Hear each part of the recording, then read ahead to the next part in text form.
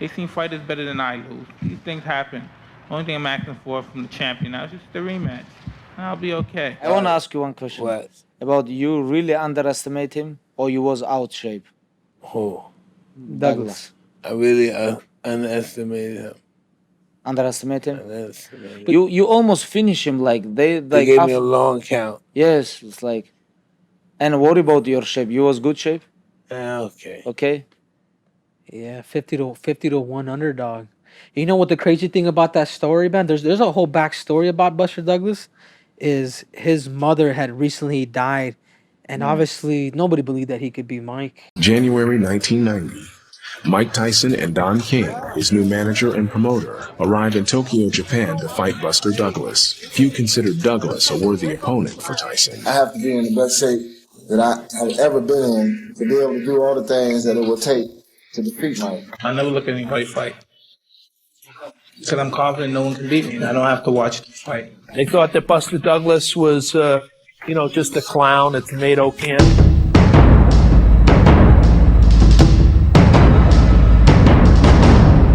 5 pounds, here we go. This is it, the main event scheduled for 12 rounds of boxing. Introducing to you first the challenger on my right in the blue corner. He's entering the ring wearing white trunks with red trim and fighting out of Columbus, Ohio. His weight 231 and 1/2 pounds. His record 29 wins, 4 defeats, 1 loss, 1 draw, with 19 wins by way of knockout. He's ranked number 3 by the WBC, number 4 contender in the WBA. Please welcome the challenger, James Buster Douglas.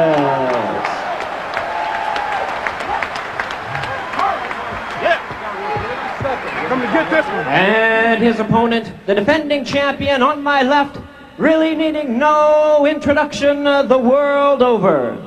He's ready to fight out of the red corner and attired in black trunks.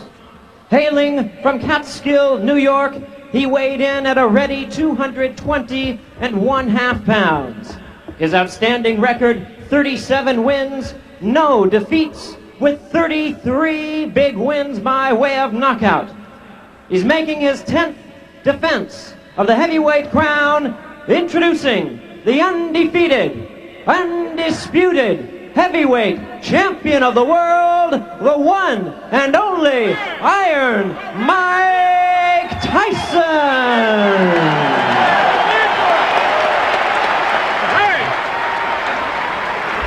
Give me a break, please. Gentlemen, remember the dressing room instructions. Shake hands and good luck both. Everybody out.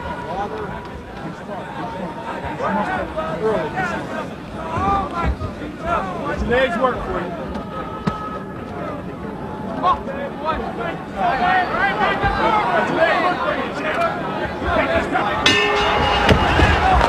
Break! Break!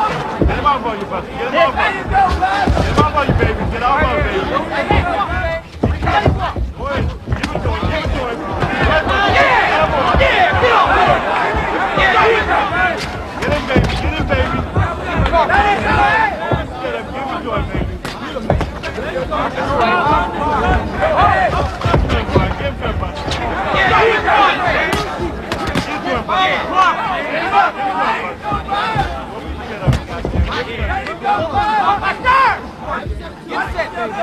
him.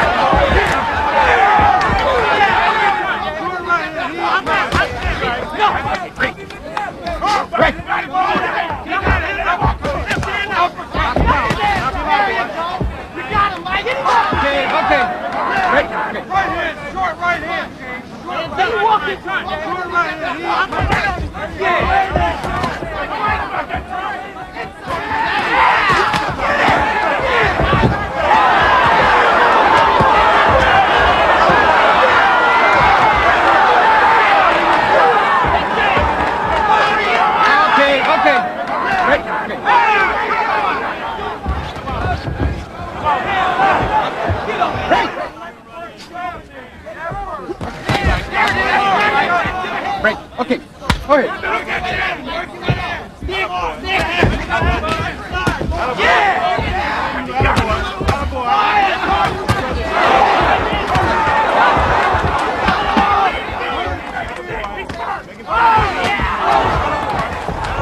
Hey, hey, hey. That's it. 1, 2, 3.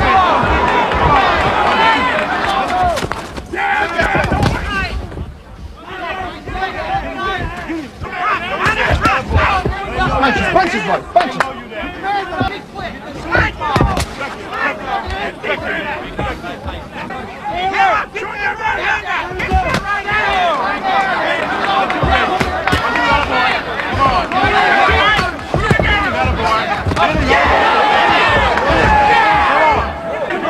All right. No, hey, hey. That's it. That's it.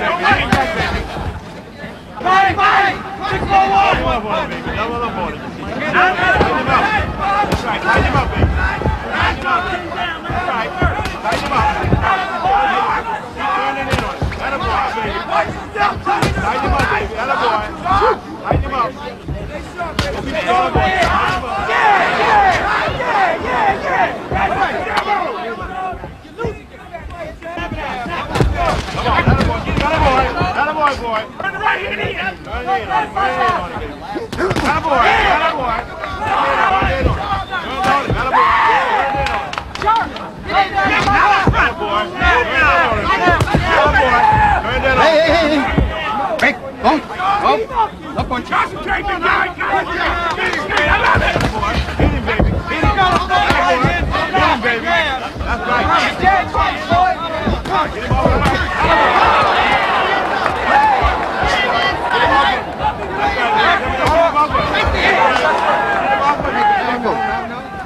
Okay. No.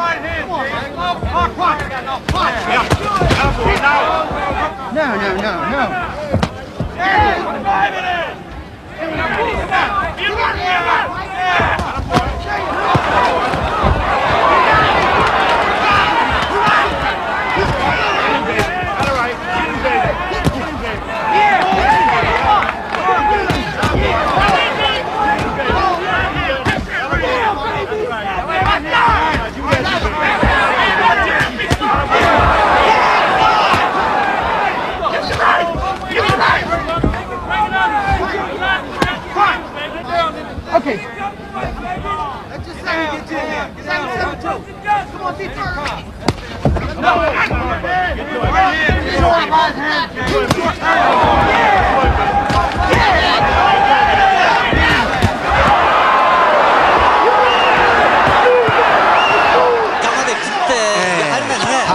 タイソンの左ドームの試合ではマイク・タイソンが今回よりも2キロも少ないウェイトでリングに上がりました。完璧でしたからね、リングに登ったんですよ。そうですか。いかがですか、原田さん。いや、その通り。はい。僕やはり前任者のケルニルーニーはですね、もう強制から頭から抑えてね、100% 作り上げた男でしょ。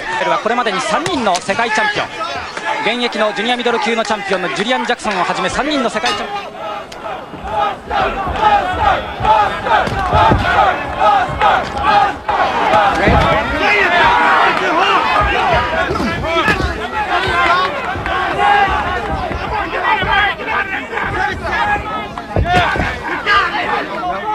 Step back.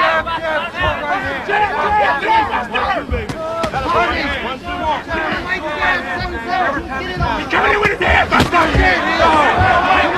Buster, be alert!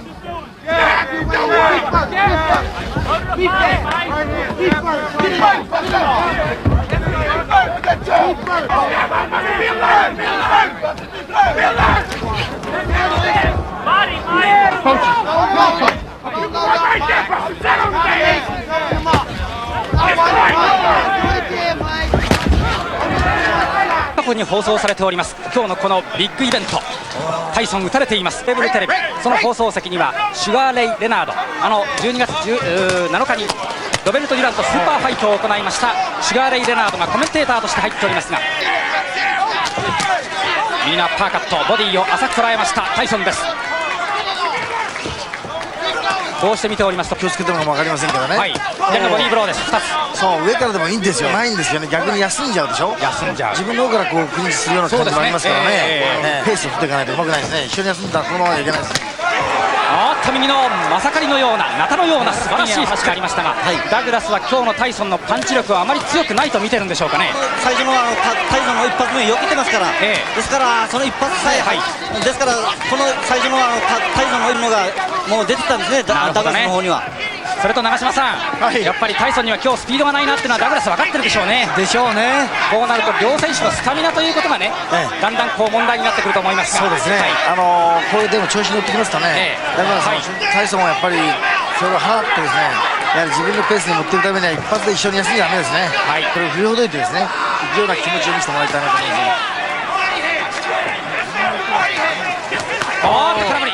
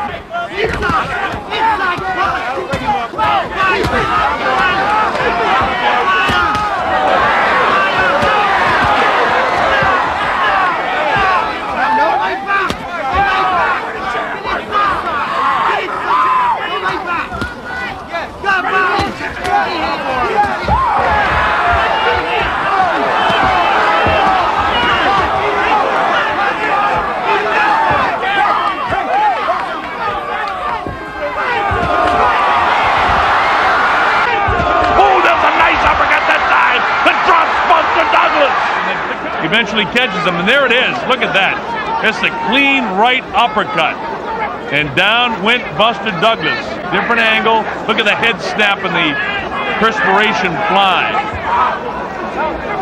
And that's the Mike Tyson we've been looking for all night. 「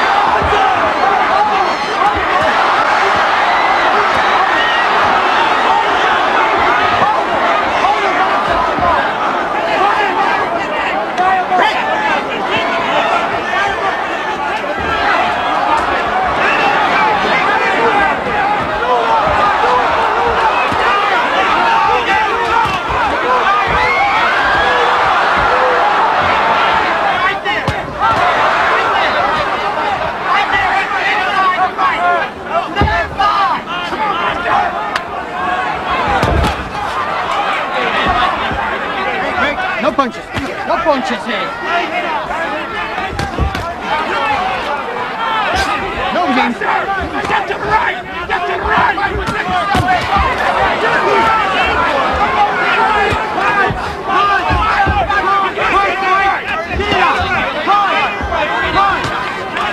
Whether it's Buster's landing these. Oh, nice uppercut by Buster Douglas! Look at this!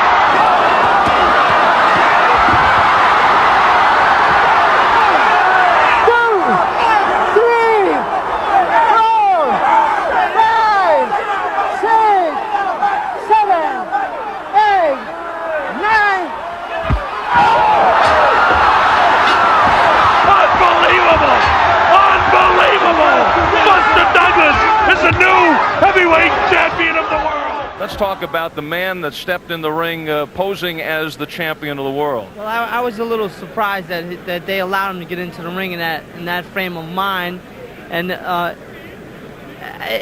hurt. It really hurt to watch Mike, who I consider my fighter, mine and Custer's fighter, take a beating like that, getting hit with lead right hands, getting hit with jabs.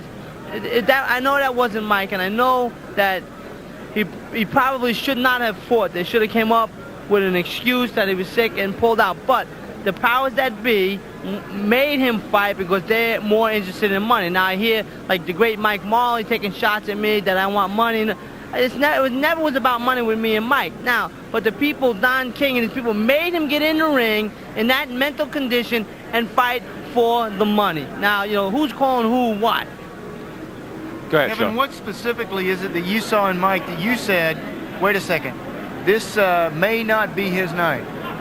Well, when he first stepped into the ring, he wasn't cut up, and then after the first round, second round, third round, he just showed no desire to fight. What do you mean he wasn't cut up when he first stepped in the ring? When I had him, I always used to talk to him and I wanted him to, be chiseled, back muscles showing, all the arm muscles showing, sacrifice, Sacrifice is what it comes down to, and he wasn't like that. Now I hear reports he was taking off 20 pounds like 2 weeks before the fight. Now, the people, Don King knows that he's doing that. They should call the fight off. He wasn't prepared mentally to engage. He didn't want to put his life on the line, and if he doesn't want to do that, he shouldn't be in there. Well, you said he didn't want to put his life on his line. His life has gone in so many directions. Do you think that Mike Tyson has lost interest in fighting? Well, it looks that way. It definitely looks that way, and I would have to say yes to that question. Now, again, I want him to come back to the gym. I feel bad. I feel bad that now Buster Douglas is getting very cocky the way he is, and I would like the opportunity to put me and him back together for the one fight, just to prove that I can do the job better than Don King and his yes men.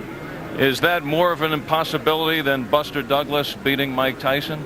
I would hope not. I mean, and Mike can keep Don King as his promoter. I don't care. All I want is to be able to train. Mike didn't want to fight, and I don't know the answer. Something went on over there in Japan. I know he doesn't like Japan. They went over there 3 weeks before the fight. They should have went over there 5 weeks before the fight. He shouldn't have took 5 days off after getting knocked down by Greg Page. Up for a loss. In the fact that you didn't train as well, perhaps, that you were a little sluggish, you weren't the... So maybe it was all a subconscious effort in a certain sense? But if you could just look carefully and see, that wasn't a knockdown. If you're looking right now, I flipped my foot and he didn't knock me down. So you were in good enough shape to fight Douglas? I wasn't in shape. He should have sparred 10 rounds that day and 10 rounds the next day. He wasn't training. I don't care what anybody says. 2 weeks before the fight, he realizes that, he's like 20 pounds overweight. He goes on a crash diet. He got down to, I think it was like 225. The bell rang. And I could see Tyson wasn't himself, and he wasn't in shape. So I guess he figured that, well, maybe this guy's gonna fall down if I look mean at him. So Tyson looked mean at him. Douglas said okay, and he started throwing a couple of jabs. After my divorce from Robin, basically I lost a lot of desire in my fighting and stuff. I didn't handle it well. I had a few fights with lesser opponents, and I was successful. First round, second round, third round. Now all of a sudden, Buster Douglas went from being what we call a scared fighter to a brave fighter. And once that happens, once you go from being nervous to being real brave, you don't go back to being nervous. You stay real brave. And he just paced Mike. I mean, he gave him a beat. Then it led basically to the Buster Douglas fight, which shouldn't have been a hard fight. I had beaten 3 guys prior to Buster Douglas that were better fighters than Buster Douglas without training training hard. No matter of fact, it was 4 fighters. One of them had, I believe, knocked Buster Douglas out, which was Tony Tucker, without training hard at all, basically for the fights. And so I didn't take Buster seriously. So I went to Japan, and I was hanging out with a lot of women, had women in my room, not taking the fight seriously, not training hard. Matter of fact, I was training, and one of my sparring partners dropped me. I should have trained hard. I couldn't blame anybody but myself. You know, I couldn't blame Buster. Buster trained wonderful and fought wonderful as well. But I just had a rough night that night. Bad day at the office. You know, I didn't think I was going to lose, but I didn't know how I thought I could have won. I wasn't training properly. I was beating everybody even though I wasn't training. I was supposed to be practicing, this is another word I learned too, abstinence. You know, I couldn't even say abstinence, how I was going to practice it, right? That's some folklore tale that you're not supposed to be with any girl before a fight. Nobody believes in that stuff. But to be honest, I actually knocked Buster Douglas out in the 8th round. It was a 13-second count. You see for yourself. Check it out.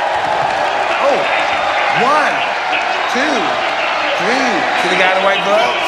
4, 5, 6, 7, 8, 9, 10, 11, 12, 13. Unfucking lucky number.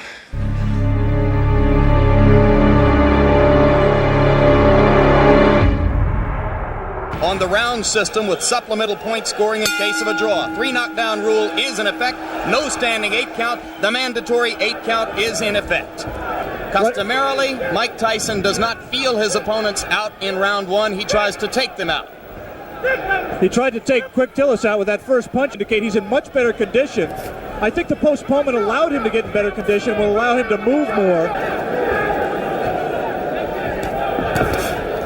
It takes a veteran to understand that by punching to the body, you can take all that movement away from James Tillis. Tillis delivering the left jab and following with the right. He is not running away from Tyson, and Tyson goes to work on the body. A few weeks ago, who scored the Larry Holmes-Michael Spinks fight. Quick Tillis, which is a punch that should be effective against someone who comes in. Properly did not break the fighters because Tyson's hands were not tied up.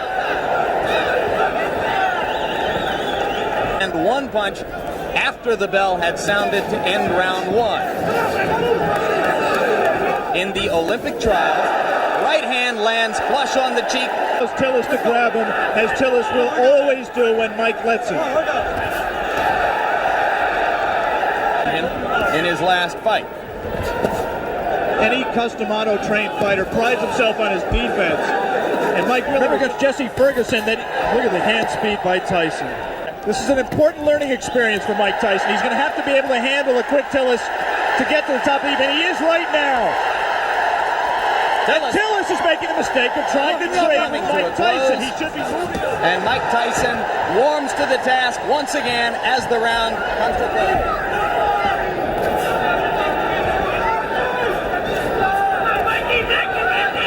Opponents, no doubt, a sign of the respect that he must have for a fighter of Tillis' experience. He won't knock Tillis out with it, but he will wear him down and bring his hands down so he can land punches to the head. Good head movement by Tyson coming in. But Tyson has begun to break through the guard around the face. And there's a right hand. Right now, his distance, he's trying to learn how to box with James Quick Tillis. Up there, Tillis' trainer and co-manager Bo Williford. Just one punch from Mike, and that's not typical. He has to put punches together when he gets inside. With him for the last 6 weeks, tying up Tyson's arms. At that time, Tyson got the left hand through again after ducking a Tillis punch, and had given rounds 2 and 3 to Mike Tyson. Right hand lands on the point of the chin. He also can't lunge in with that left hook. And a good left hook by James Tillis. And that one left hook which scored. Tyson now appears to be a little less shy about stepping up inside. Both of those left hooks missed slightly for Tyson. Look how low he gets chance to duck under those punches. Problem-solving James Quick Tillis. He doesn't really know the things that work for him normally are not working for him. Very dangerous puncher Mike Weaver, largely by staying away. Tillis claims he slipped on some water in the corner and was distracted before he got punched. Again, he lunges in, it gets caught! The left hand drops Tillis onto the seat of his pants as round 4 is coming to a close. Did not lunge in with the left hook. He lunges in with the left hook. Tyson very cleverly slips it, comes back in a punching position and lands a left hook. That was not the full power of Mike Tyson. Did not look to me to be the beginning of the end. He might have learned not to lunge so badly with the left hand, though. So far, he does not look hurt, as Alex pointed out. Looks rather fresh. He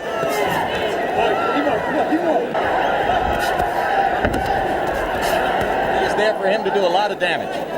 There, he gave a half-hearted effort at that combination we talked about, the right to the body and the right uppercut, but he didn't land it. Two good short chopping right hands by Tillis. Tyson waiting for Tillis to open up, and those two body punches, he's got to be busier. Tillis does have a tendency to tire very badly in late rounds. Now the crowd begins to implore Tyson. I think indicates that Quick Tillis was hurt by those two body punches. And the right hand got through the guard onto the cheek of Tillis. And now it becomes clear that Tillis will last long. There are two ways of looking at what Mike is doing, which is the round in which a knockdown, a 10-8 round for Tyson. I only gave it a times, perhaps the only time in the bout when we've seen it. But again, he comes on at the end of the round. One way is to say that he's pacing himself, he's waiting for the opening. The other way is to say that he's lead in the fight to this point over James Quick Tillis. In case you've just joined us, it is Tillis, the fighting cowboy from Tulsa, Oklahoma, Williford and Gary Bentley. 5. And stamina. And I think he also trained harder for this fight. He realizes this fight means everything to him. One curious thing that we learned before the fight about Tillis' condition, we said he's always tired late. Bo Williford and Gary Bentley, where they called him Dark Gable. There's a right hand by Tyson. And the uppercut. For full power. Now he's at the right range. Tillis landed a left. Didn't seem to faze Tyson at all. Stay here between rounds. A different fighter, and he has been. You cannot question his courage of 20-0 with 19 knockouts. There's no question that... In fact, Alex, be good for Mike Tyson. Yeah, I think... Right now, we are in round 9. Mike Tyson well ahead in the scoring, or so we would judge it, against James Tillis. Rounds are 15 rounds, and maybe he's in the back of his mind trying to find out exactly how he is going to respond in that kind of a fight. He's looking for a knockout, Jim. He certainly isn't fighting like someone who is. Again ties him up.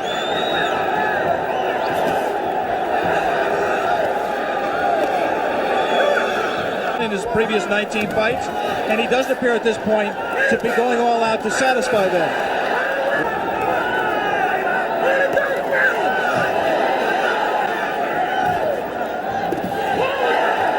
Good left hand. Tillis is still there.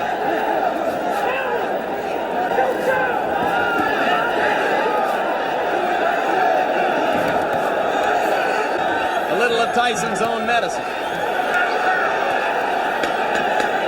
Slightly different in Tulsa, Oklahoma. See how Mike reacts to this. Closing with a flurry. The bell is going to sound.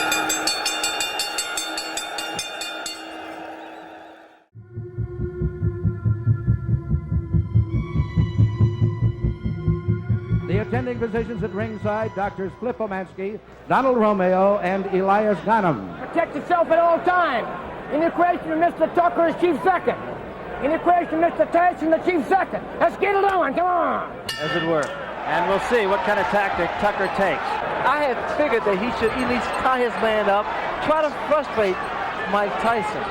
But is he strong enough to do that? Now let's see the uppercut almost immediately after the bell. He follows a right with a left and rocks Tyson. The first time we've ever seen Tyson really rock back like that. Well, that was a good right hand by Tucker. That might have been the best shot that Mike Tyson has ever taken right there. and no one gave Tucker a chance. We always felt that he was susceptible to take jabs, but I think what Tyson stops by a punch. Tucker said when we talked to him, he said, I'm not worried about what he's going to do to me, I'm worried about what I'm going to do to him. That's confidence. Another right hand. Frankly, I didn't think he fought that well, but it was against James Broad. Against Douglas, he fought a little bit better. And another right hand by Tucker.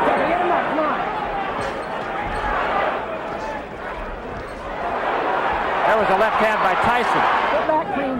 Here we go, clean. Here we go. Again, a right hand, but he took a right from Tyson. And another big right by Mike Tyson. Did a very good first round for both men, and particularly for Tucker. And he's following up with left uppercut, left hooks. Led with the left uppercut that time. Just has to keep those hands out. Well, you know, Ray, I hearken back to your fight with Marvin Hagler. Step back. Step back. Work that 7. Like that. Good body shot by Tyson. What Kevin Rooney was telling him to do in the corner. Tyson change. That was a good example. That uppercut is going to do the job over and over again. Very smart thing to do. He really wants to frustrate Mike Tyson. There was a left hand by Tyson as a referee. No nonsense guy. Tucker with another left hook to the head of Mike Tyson.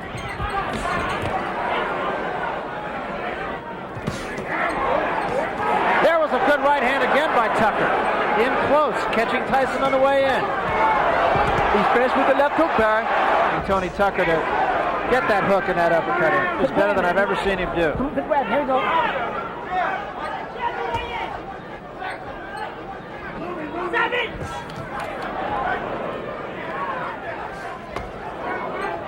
In the corner of Mike Tyson, Kevin Rooney said, we need to see combinations, not look for one punch.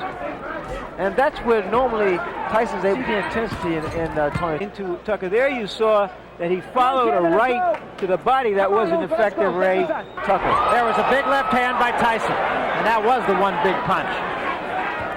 And another one. You see, this is what Tyson wanted. He wanted Tucker to stand there and exchange punch for punch. In this case, normally, Tyson comes out on top. Get him up, Tucker, come on.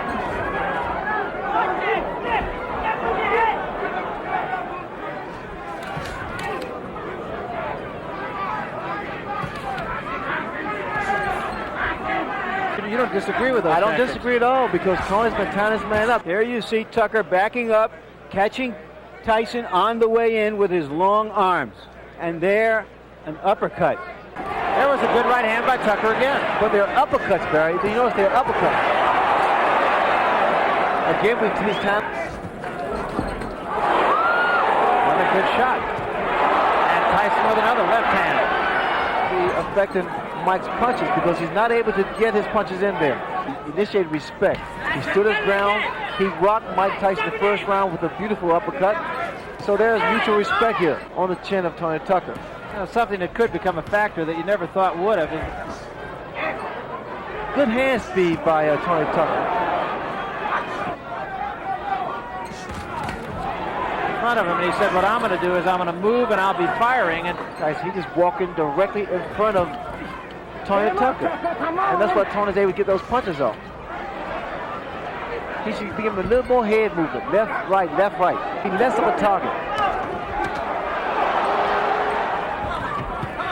There was a right hand in close by Tyson.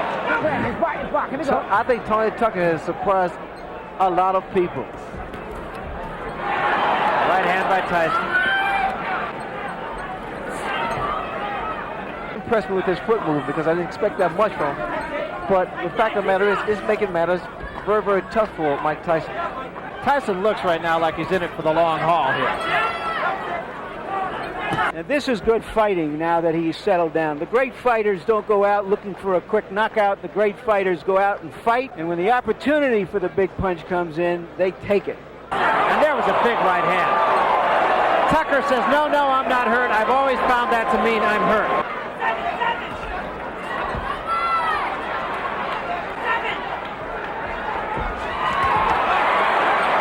Another right hand. Got cute. Energy by pushing a man off. Right hand by Tyson. Tie him up and break that rhythm. I haven't seen anybody be able to push him off.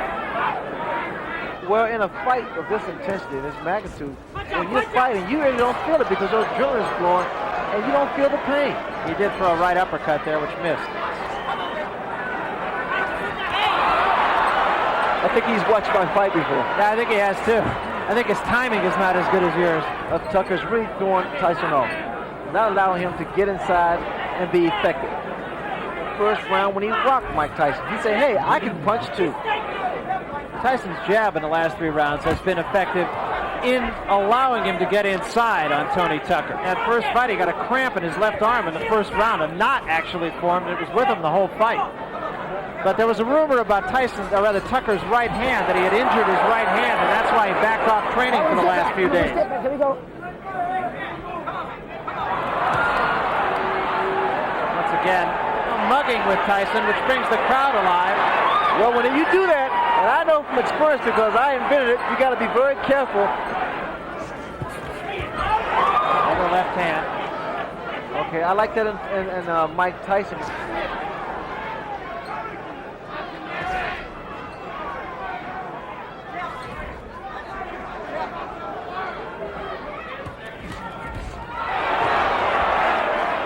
That was a right hand by Tucker. I'm surprised there's not a lot of head movement from Mike Tyson. Mike Tyson seems to have gained control of the fight.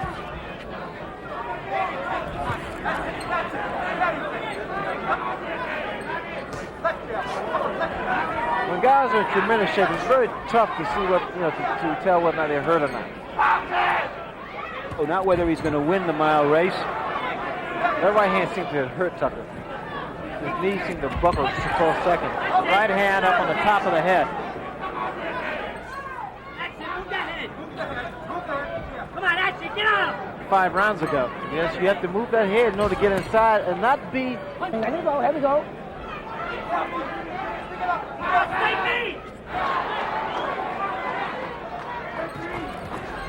Get him up, both of you, come on!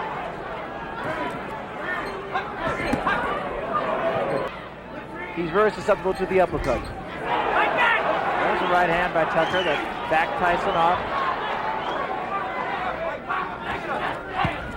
There was a big left hand, but again Tucker shakes his head. I'm okay. A lot of times my left hook of Tyson's landed because penalize you. Let's do some punching. Jab now. it's a good, short, strong, fast left jab of Mike Tyson. And the reason for that is because of the way that Tony Tucker is approaching it, has approached this fight. Or the percentage of punches that are landed. Well, if in fact ring generalship is a key factor in judging a fight, Tony Tucker's right hand now is dropping, and that is asking. This jab can get him closer to the taller man, Tucker, and then he can throw his punches. Once again, though, you see what's happening here. That short jab, then step. Like that. Short jab, then step in. Get close. Now come. There it was. That's what you have to do. That's what he has to do, brother. Not a jab that you use just to keep a man off of you. Both guys reaching in with their chins first. Tyson was a little short, and the reason there's frustration is because of what Tucker's doing. He's tying his man up. Those little antics there sometimes work.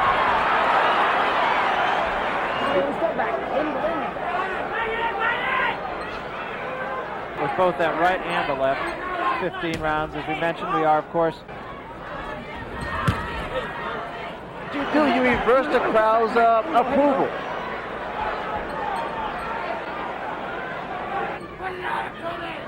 Come on, let's do it! Hey, go! Tucker's fighting a great fight.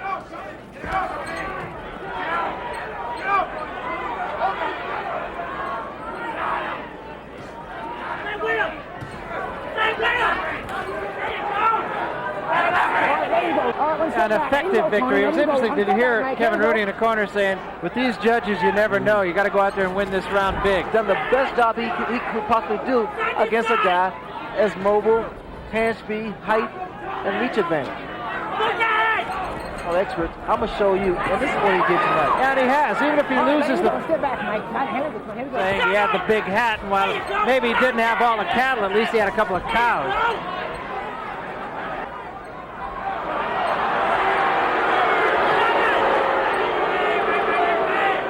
Crowd getting a little tired of that.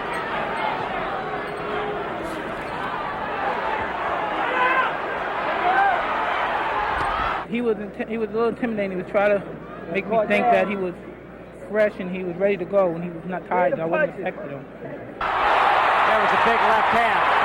Tucker says, no, I'm all right. I'm all right.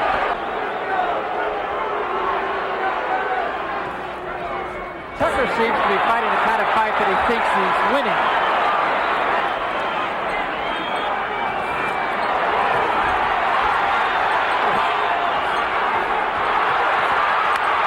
So is Tucker.